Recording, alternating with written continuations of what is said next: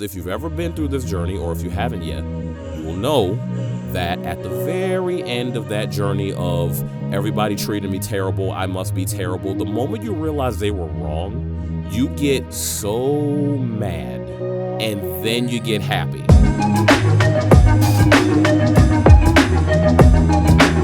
Geese is my new favorite band, and their song Taxes, I think, is a beautiful declaration of emotional autonomy. And I'm beginning to come around to Geese, frankly. When I first heard it, it didn't 100% resonate with me, but I took a couple of days to really absorb the message behind the song Taxes specifically, and I think it's worth talking about today. That being said, I'm Charles. And I'm Alex. And we're talking about the song, well, specifically the song Taxes by Geese. We're not 100% going over the band, because I only learned about this band through the song, through Alex, because he had, well, you know what? You tell him what you experienced with the song.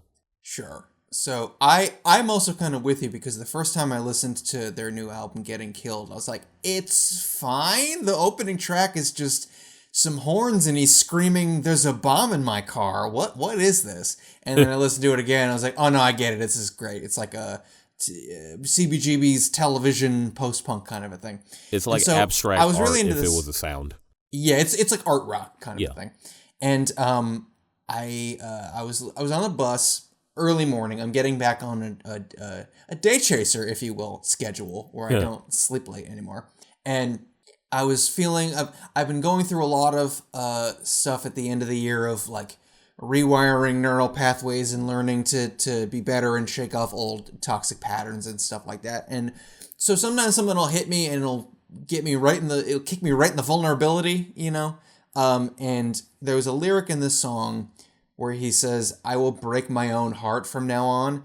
And an idea that I've been very much struggling with my whole life, but I've really crystallized now as an issue that I have to work on, that I'm getting over, is I've always had a hard time viewing love as not being filtered through someone else and not needing someone else, and that happiness or heartbreak or like that they should come from you. My younger self always kind of heard that as like, well, you just don't care about anybody else. You're just self-centered.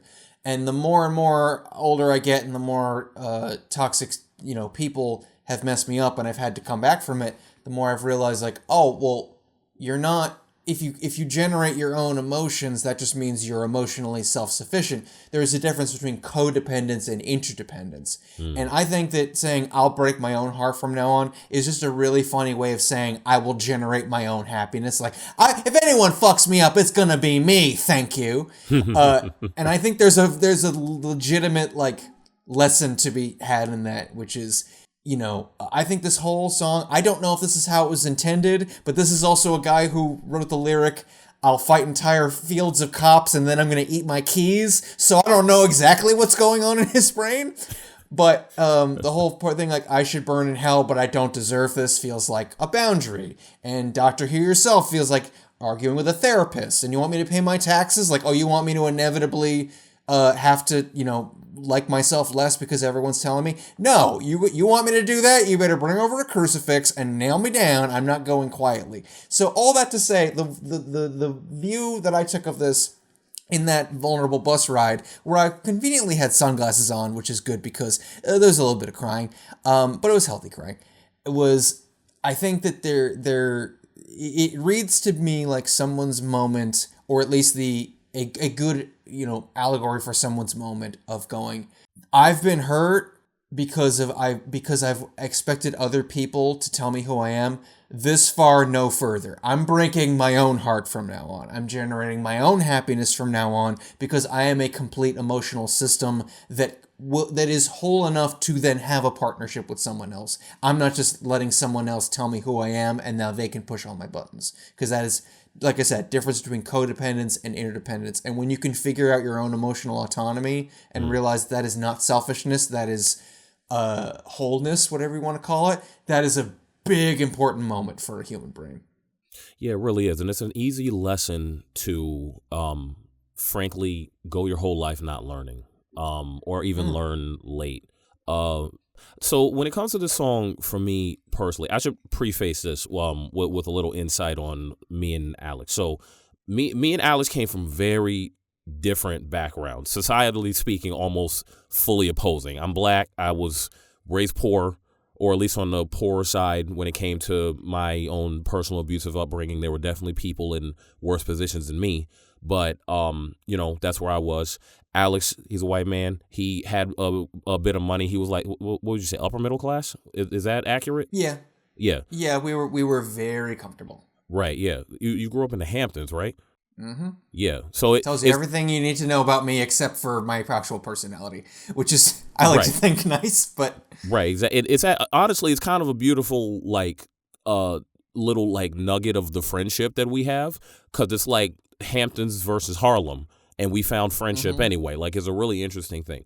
So the reason that's relevant is because when Alex initially showed me the song, it didn't do anything for me just because, I grew up on different kind of music, but it didn't matter to me that it didn't hit for me as hard as, like, I don't know, JID would, or because I listen to a lot of hip hop, but I also listen to a lot of other music. Like, I'm a very big fan of Sleep Token and Evanescence, and there's actually a resurgence of black people doing metal now, and I'm a very big metal fan. But really, what made me a culturally not opposed to it, but like the reason it didn't lock in for me is because I listen to a lot of aggressive music as a way to express whatever anger that I could not express, and Alex's music isn't typically as aggressive. It's a lot more soulful and not reminiscent. What's the word I'm looking for?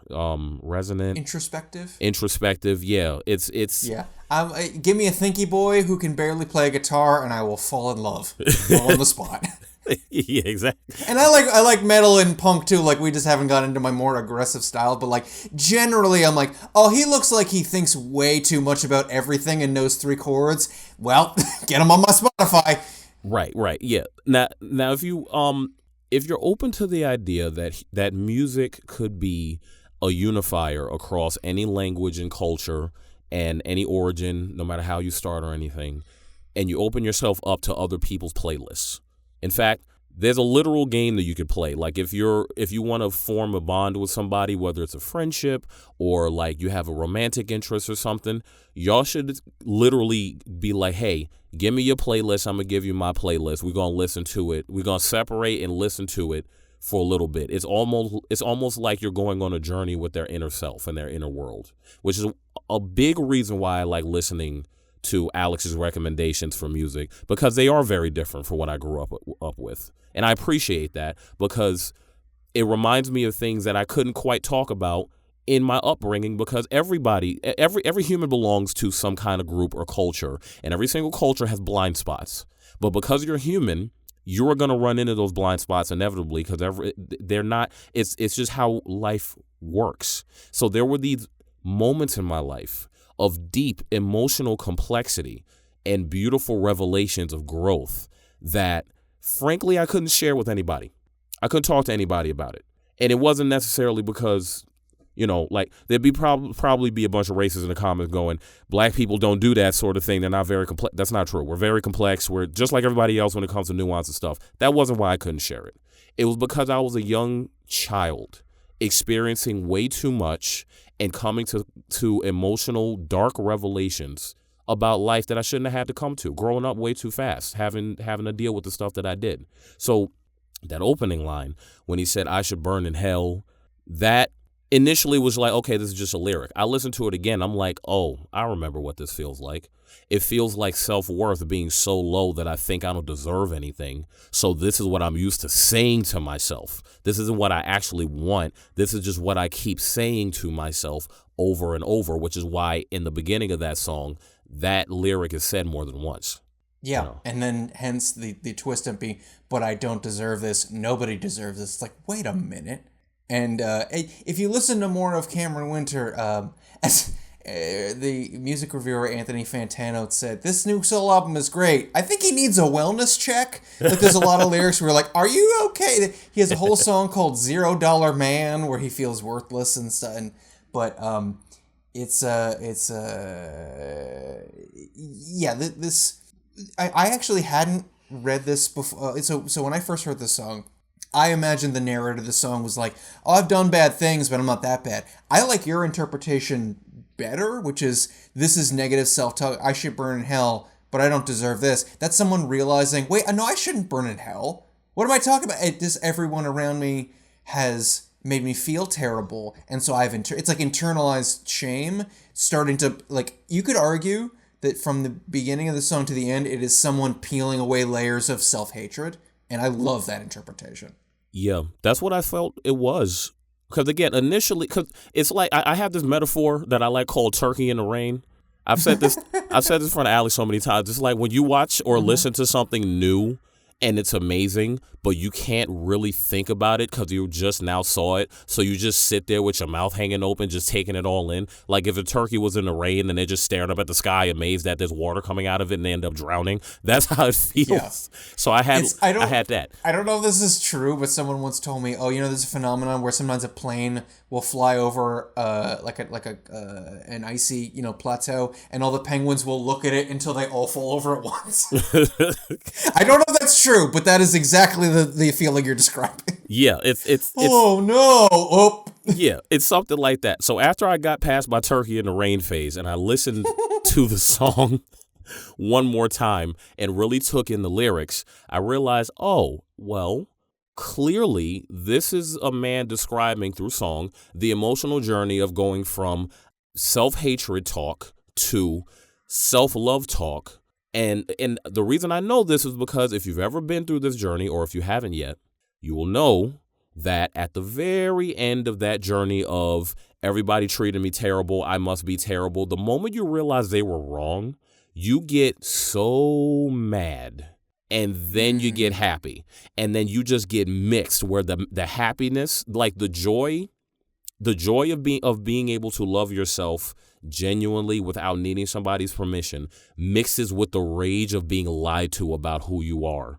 Yeah, no one really tells you that in your journey from looking in the mirror and going, I hate you, to looking into the mirror and going, I love you, there is a fuck all y'all stage where you're kind of like, I hate everything and everyone except my reflection. Oh, that's good.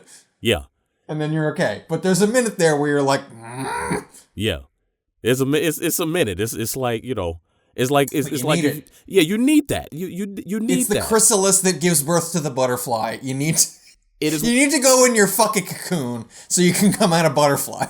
That rare combination of I love myself and I hate the people that tried to get me to not love myself is, some people refer to that as righteous anger, where you're angry. That's not 100% what it is. I feel like that's not good enough for this feeling, but it's like when you're angry about something that you're correct about, that's absolutely correct, and you know it, and anybody that you explain it to, except for the toxic people, of course, would also agree. So then you just get mad that this wasn't already your world. Yeah, it's all the sadness that you felt is being sort of like sublimated into fuel. Now we're like, no, this was not okay, and I agree with you that righteous anger is not quite, because that almost sounds like righteous indignation, which is a whole other self-serving thing. Yeah. It's almost like perceptive anger, like you're living in your two shoes in reality for the first time, maybe ever, and you're like, this was not okay, and it cranks up the gas on your kitchen flame,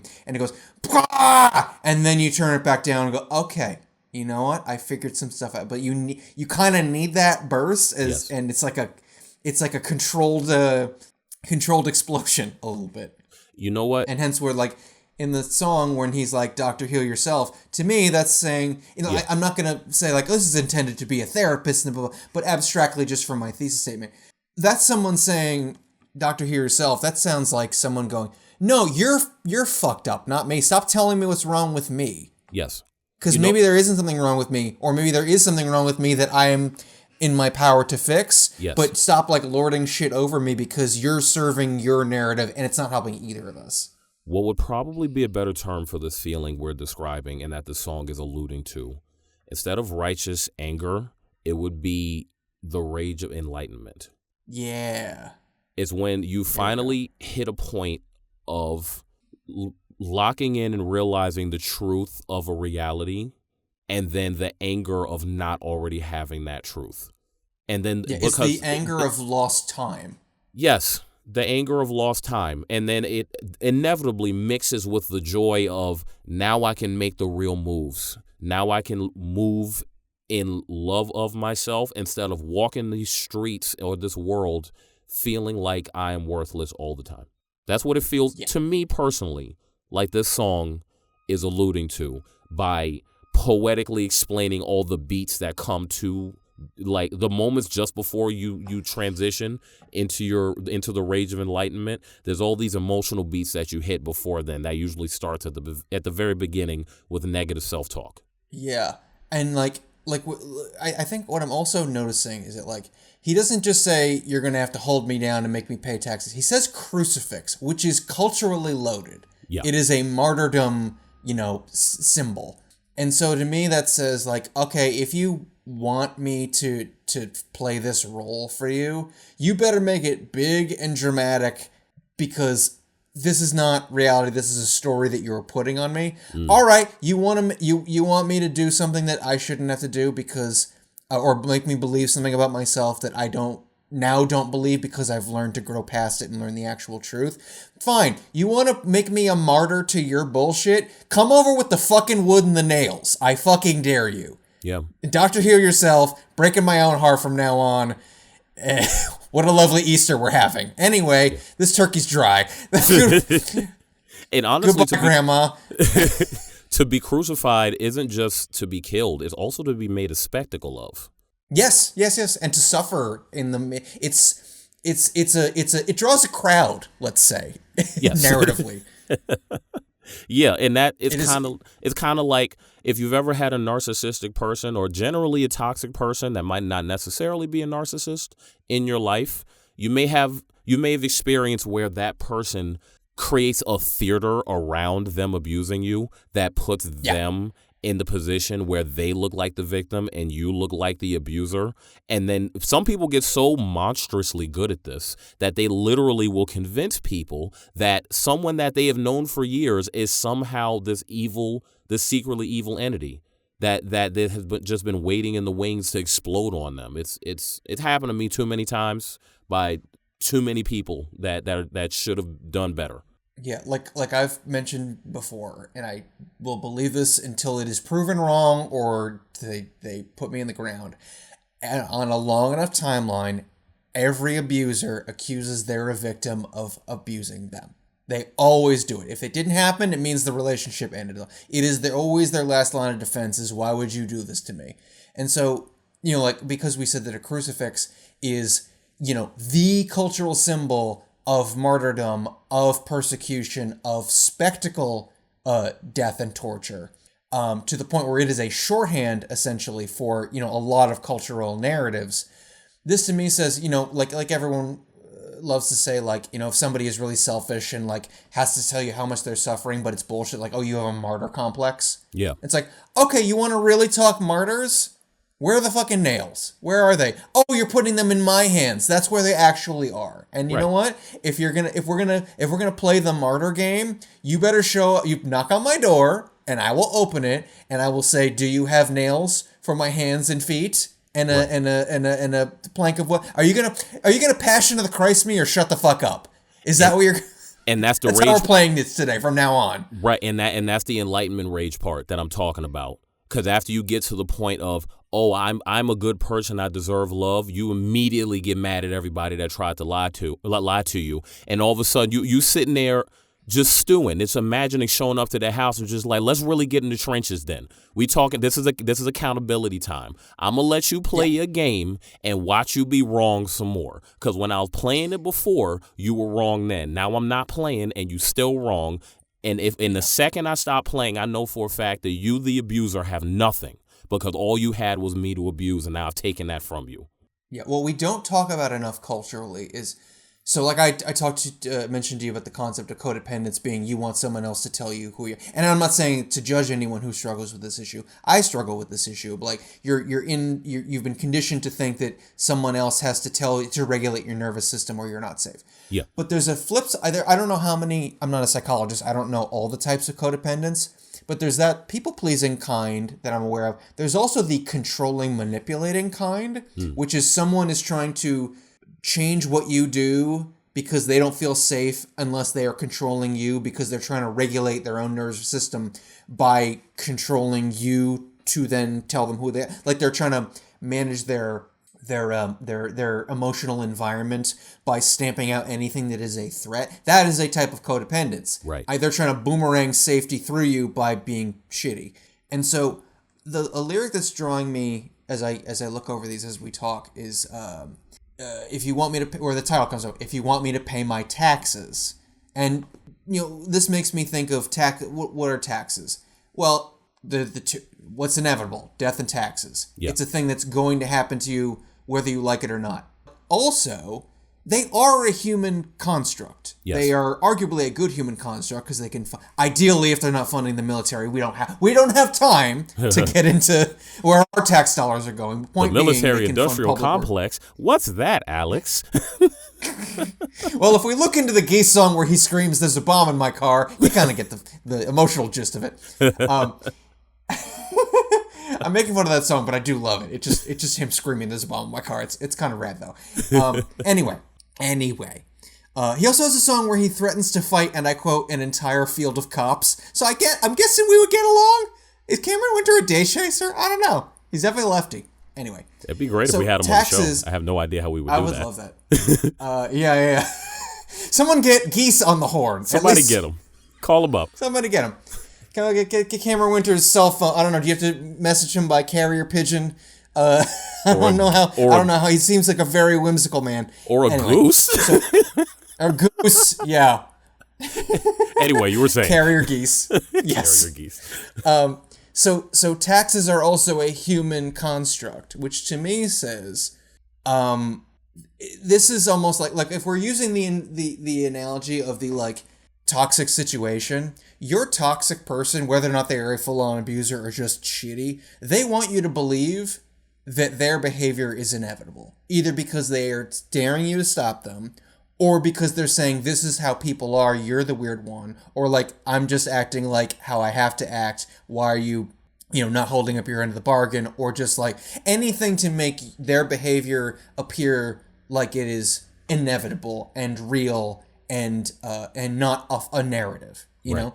And so for you to say, if you want me to put $1 in the bucket for your bullshit, come and fucking take it. My old shrink used to call this, there's a new sheriff in town, which I prefer, now that we're talking about, I prefer come over with a crucifix as the equivalent. But point being, like, okay, if you want me to play your game, the rules just changed. Yep. And the rules of this new game are, your old rules don't work. It's like, remember when there was... we'll talk about Jeet Kune Do in every episode because we love it so much. But there's a story where Bruce Lee, before he developed Jeet Kune Do, when he was just teaching Kung Fu to the people of, I think it was Oakland, he was teaching it to non-Chinese people, which some other schools took offense to. They said, don't teach the oppressor tools that we use to, resist oppression. Right. And he said, no, that's a partial truth. We should teach it to anyone who wants to resist oppression. That's how we build a community. This is stupid. And they went, okay, well, we're going to send a challenger after you. It'll be our strongest guy. And he goes, all right. And the guy shows up and he says, okay, I challenged you. What are the rules? And Bruce Lee said, I pick no rules. Every abuser works on rules. Yep. They will change because they are not actually the rules that they will say these are the rules. They're always a broader, shadowy set of rules, which is like meant to part of the tactic of putting you in the dark and stuff. Yeah. But point being, when you show up to the fight and you say, okay, you know what the game is now? Games are fucking dumb. Yeah. There's really no, if you hold your ground on that, there's really nothing they can do. because everything that they have, if this is somebody, especially if they've known you for a while and they've been shitty to you for a long time, they have well-worn grooves in your nervous system that are designed to make all power flow toward them and make you feel powerless and you feel terrible. Yeah. But if you say, hey, you know what? I actually spackled up all those grooves and I kind of don't need you to like me anymore or God forbid, tell me who I am. I'm telling myself who I am. Mm-hmm. So who the fuck are you? Yep. There's nothing they can do. As long as you don't back down, there's nothing they can do because the game they have spent their entire lives drilling into you, we're not playing that game anymore. No. It's just done. It's done. You rip the hooks. You rip their hooks off of your nervous system. What they gonna do? Yeah. Try to hook to because they send their signals in through those wires. You rip the wires off. You took their weapons away. Yeah, when I was still doing stand-up, whenever I was bombing or getting heckled and I didn't know what to do, I would always just say, you can't hurt me like I hurt me, and it would get enough of a laugh that I could just keep talking. That kind of feels like the way the joke of this last line, that I'll break my own heart from now on. It's like, all right, motherfucker, new rules. If you want to hurt me, it doesn't work anymore. Only I hurt me. I've got anyone putting me on a crucifix, it's me. Yep. So come back with the nails or go the fuck home. That's right. And it just feels like a beautifully kind of like I don't know if sarcastic or sardonic or whatever, like a wry, witty way of extremely saying, you know what, I'm going to be okay because I have decided that I am going to develop the tools to be okay, and anything that distracts me from those tools is literally harmful to my autonomy, and the only way I can be a proper friend, partner, parent to anyone is to first to generate my own emotional safety. Because if I'm expecting anyone else to do it for me, even if I have the best intentions, it is thorny ground. It's a lot like that scene in First Wives Club. Have you seen First Wives Club? I have not. Okay. Very good movie.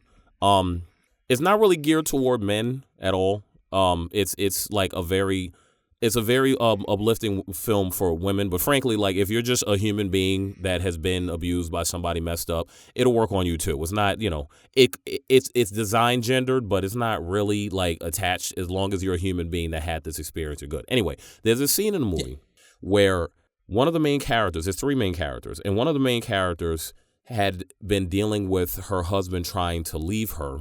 And she goes to meet with him and they make up and they have sex and everything. And the woman that he's cheated on shows up at the house right around the time where he's trying to gaslight her into thinking they can't be together. This is all after they had sex. The woman who shows up happens to be the therapist that she was going to for months in order to deal with this very problem. Her husband was cheating on her with her therapist, and they were basically gaslighting, like medically manipulating this woman into thinking that she was the problem. What ended up happening is they went on the defensive. They tried to do the gaslight thing, but this time they were in the same room trying to get inside of her head. So she does something which reminded me of this lyric of the song, where her personality was a kind where she couldn't she didn't have the personality to just openly curse somebody out. So at the end, when she's about to leave, she screams, "I'm sorry." Really what she means is fuck you. But the way that she says it, you hear what she meant, but that's not what she said. So she said the opposite of what she meant because that's where she emotionally was at the time. And frankly, I'm glad she did it that way because it meant she wasn't self-abandoning, because that whole time she was being gaslit. The last thing that she needed to do in that moment was to abandon her personality anymore or abandon herself any more than she had been tricked into doing. It reminds me, this line at the end, "I'll break my own heart from now on," reminds me of that, because to me, what it seems like he's saying is I am in charge of my emotional reality. Well, an emotional reality isn't just the good emotions, it's the bad ones too. So he's saying, I'm the one that generates my own happiness. If I get sad, I'm the one who's in charge of being sad. If I'm happy, I'm the one who's in charge of being happy. I've taken the reins out of your hands. You are no longer the puppet master. There's no strings on me. I am my own person with my own world. But he just happened to say it in the opposite way. Or maybe not opposite, but in the inverse way. Is that making sense? Yeah. Like I said, it's a funny way of saying I'll be okay. Is saying if anyone fucks me up, it's gonna be this guy. Like, yeah, exactly. Yeah. No, it's a good song. Y'all should listen to the song. You should listen to the song. It's a really good song. I mean, that's just my opinion. What you think, Alex? I also think it's a good song, which is why I brought it to the Day Chaser podcast. There you go.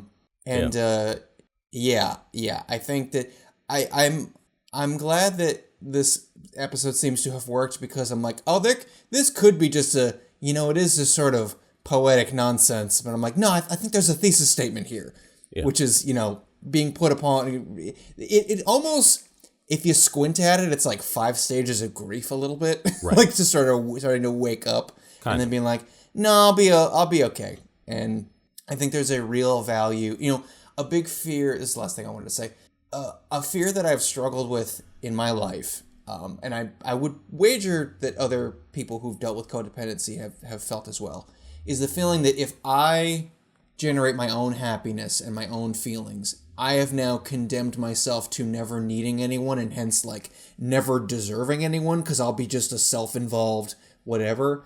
But I realize that's a story that is meant to make you believe something that is literally the opposite of true. Because if you want everyone else to regulate your nervous system, like I said, you could be the nicest person in the world, but if you have that problem that you haven't dealt with, you're essentially you're asking someone, if you're trying to date them or you want to have a partnership, whatever, to begin in any kind of relationship with them, you're asking them to kind of step into mud that's like knee deep, as opposed to solid ground. And like I said, not a judgment. This is something that I have felt toward other people. But conversely, you have this fear that you're like, but if I'm whole, like, what does love even mean if I wouldn't give everything for somebody else?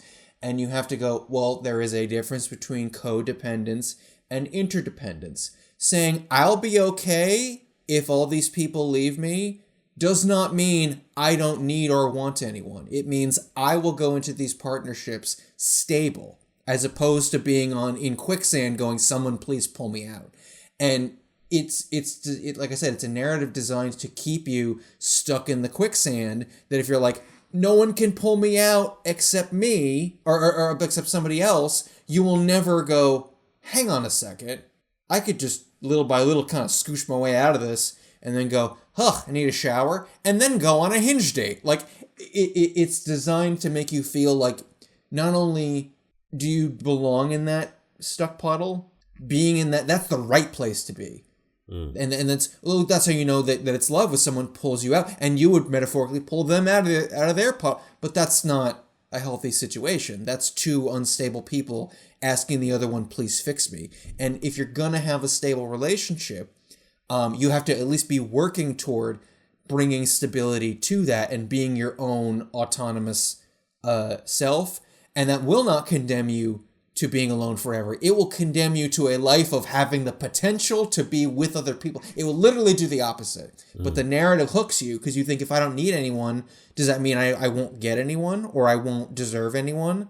Because why would I chase somebody else? Oh, chase. Okay, let's untangle this. So I think this is a song, whether intended or not, is an anthem against codependence. I think that's a beautiful Thank thing. you, Cameron Winter. I think you beautifully and your said geese. It. Yes. No. you beautifully summed it up. I think that's exactly what it is. And yeah, it may be correlating with your recent struggles right now, but that doesn't mean it's wrong. It just means that it hit the right person at the right time. No, it makes a lot of sense. So yeah, y'all listen to Alex's advice. Don't allow other people to decide what you do in terms of your emotional reality. And that's easier said than done. There's a lot of people out there. I was one of them. Alex was one of them, where our happiness was not something we could generate on our own. It was in the hands of somebody else. And that's not easy to break that, to break those puppet strings, because they're made out of solid steel. But, a day could come where there's little way, you think, well, how do I do that? It's just little things day by day. Just go, if you're looking at somebody and going, ugh, why would they do that? Just go, that's not helpful for my recovery right now. And then that energy has to go somewhere. It gets funneled back into your autonomy. A big thing that I've been realizing lately is a lot of the platitudes that we get taught about mental health are not valueless. They are just said in really blunt, unhelpful language. Right. Like, like, you know, I realized that like I was having a hard time getting over someone who broke my heart. And I kept telling myself, it doesn't matter. But that didn't make it go away. I'm like, okay, what's a better way to say this that my central nervous system will go, that is nuanced enough that I can work with it. I thought, okay, it doesn't matter. Well, it does. It did. It was part of your life. Putting energy toward it is not helpful right now for getting to the emotional autonomy that you need. It is wasted energy in this moment. If you want to think about it in 20 years and go, I wonder how that situation shook out and look at it with a sober eye, that's because you had the energy already toward that healing, that you have the perspective. And I'm like, oh, that's what it means. It's not, it doesn't matter. It's not right now. You will have time for that later. So if you're out there wondering, like, if you've realized that you have codependency or that you're struggling with being afraid of other people and playing by some toxic rules, you know, there are groups that can help you. Therapy obviously can very much help you. Journaling can help you. Sometimes just hearing things out loud, but it's little corrections will add up after a long time. Like fixing any problem, any fixation, just redirecting those neurological loops starts to rewire stuff, and it will feel like it's not happening until it starts happening. That makes so much sense. That's how it worked for me. That's how it worked for a lot of people. Yeah, I want to leave that to be, consider what Alex said to be the last word. I'm only going to add one small piece to what he said because I think he summed it up. When I started Day Chaser Media, my goal for this whole brand wasn't really to get rich or anything like that. Like, I want to do my creative outlets or whatever. But really what I wanted to do, and Alex is probably the first and strongest person that's helped me directly with the brand, is to form a community of people who believe in inner work, who believe in going on a journey within yourself to do the work to find healing for yourself and possibly share that healing journey with others. This song, in a way, we feel did that. We hope that this podcast does that for you. And we hope one day that community forms, if it's in the comments, if it's on Discord. Hopefully one day me and Alex will do a live show and a whole big old crowd of people will come through and we can all, you know, laugh, cry, be enlightenedly, or what did I say? Enraged and enlightened, whatever it was. Enragement. Yeah, we could all have that together and it would be good. The world needs that right now. It needs those people who are willing to take that difficult journey into themselves to find something good. It really does. And I would like to leave you. Yes, Alex, please do the true last word. Yes. The wise words of Cameron Winter when he said, "There's a bomb in my car! There's a bomb in my car!" It's a very good song. Presumably about having a bomb in your car. All right. Like and subscribe. Do the things. Bye.